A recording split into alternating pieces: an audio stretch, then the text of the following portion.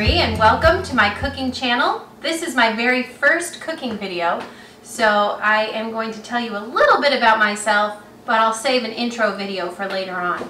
So, as you know, I like cooking. I grew up cooking quite a lot, learned from my mom, who is one of the best, and my focus in this channel is just to give you easy, simple, home cooking meals that you can do yourself. I'm going to show you family-friendly recipes, recipes that can be adapted for different dietary needs, such as gluten-free, dairy-free, or what have you. And I hope you enjoy. Today's recipe is called pesto pasta, and it's a baked dish, and it's one of my absolute favorites. So join me as we get cooking.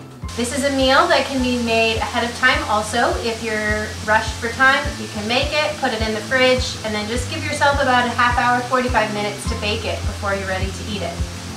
Little tip there.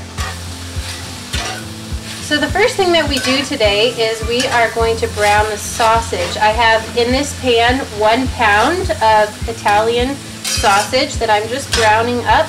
It's been cooking for about 5 minutes. And I am going to add in 1 onion, chopped. Comes out to about 2 cups of chopped onion.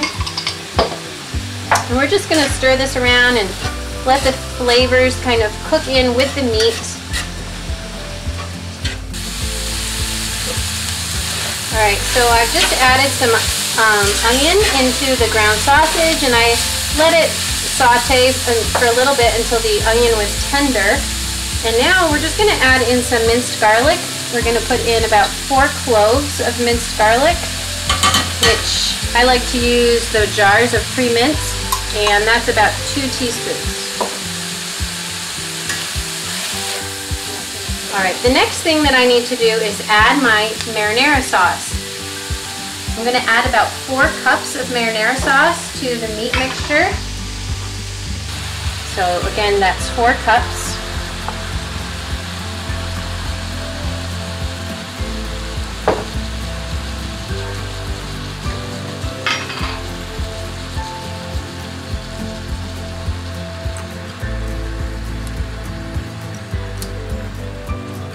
All right, and we're just going to let that simmer for a little bit with the sauce until it's thickened up nicely, and then we'll add a few more yummy ingredients in.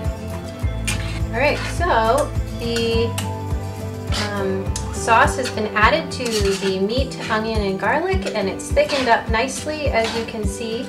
And so now I'm just going to add in a little bit of pesto, or maybe a lot of bit of pesto. I am using a jarred pesto, but you can use fresh pesto, which probably tastes amazing, but today this is what I have on hand, and this is what we're using, and it's nice and simple. So we're just going to stir this around a little bit, get that incorporated, and at this point you can also add in salt and pepper. There's no exact measurements, just do it to taste. You can always add more later if you need to. This is a great opportunity to season your dish the way you like it. Alright, so now that we've added the salt and pepper, we've got the oven turned off, the stovetop turned off, we're now going to mix everything into our Dutch oven. And so I have 6 ounces of penne noodles that I cooked and drained. I'm going to put them into the Dutch oven, or a large pot. You can use whatever you've got that's big enough to hold this all. And then I am going to add a few spoonfuls of the sauce mixture into the bottom of my 9x13 pan. Just a little bit, not a whole lot, because we want to save most of it for the noodles. So we're just going to get a thin layer going here. That was 3 spoonfuls. I think I'll do 1 more. And just kind of gently spread it around, and then we're going to set this dish aside. Alright, I'm going to go ahead and add my sauce mixture to the noodles. Try not to make too much of a mess, but I know that's sometimes easier said than done.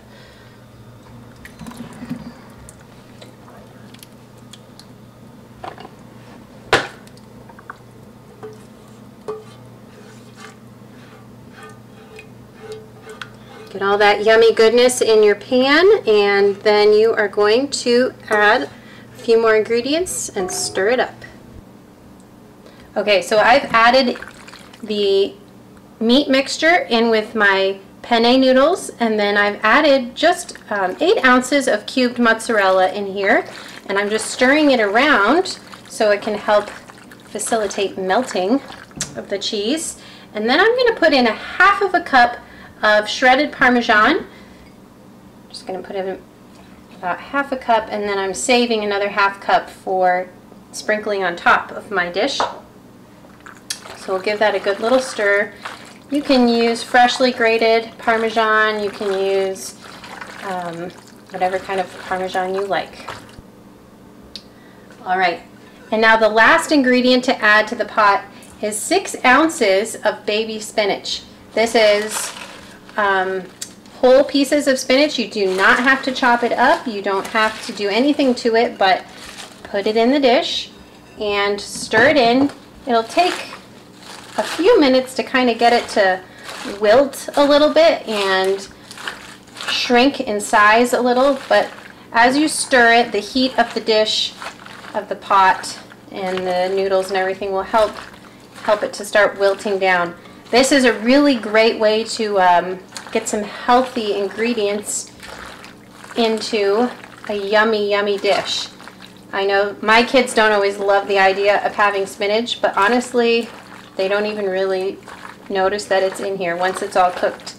So it's going to still look a bit leafy at the moment while it's in this pot, but once we bake it in the oven, the spinach is going to cook down. It'll shrink immensely. You'll hardly even notice that it's in there. All right, so as you can see, we have our dish with a thin layer of sauce mixture, and now I am going to pour all of our yummy goodness on top of it. So bear with me one moment while I try not to make a mess.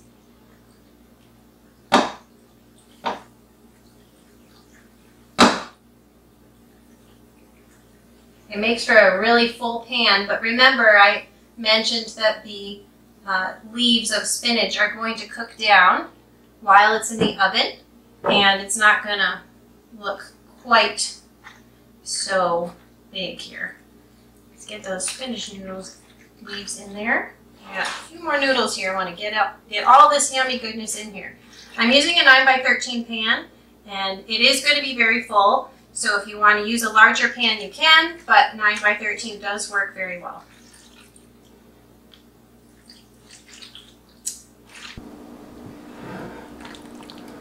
So I'm just putting the last of this noodle sauce spinach mixture into my dish, and I'm just going to make sure nothing is falling out here. Looks like we've got everything in there.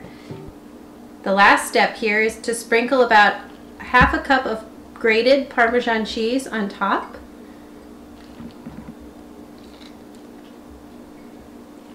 Just going to melt right over and form a nice little crispy crust while it's baking in the oven.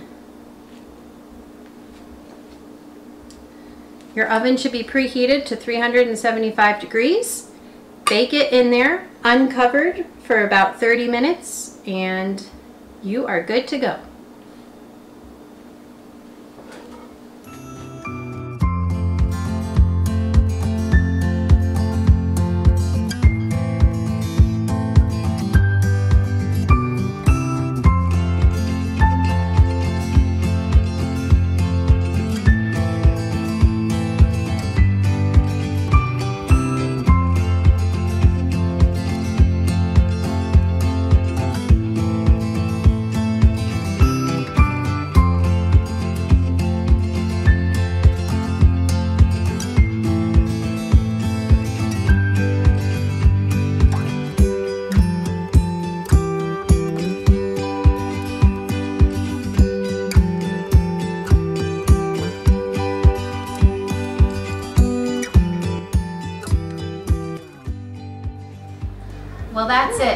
I hope you've enjoyed this recipe, and I hope that you go home and make it yourself.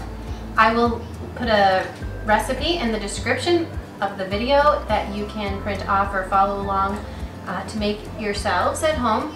And let me know if you make it. Comment on the video, let me know what you like, and subscribe to my channel. Bye. Wave bye. Wave bye bye. Say bye bye.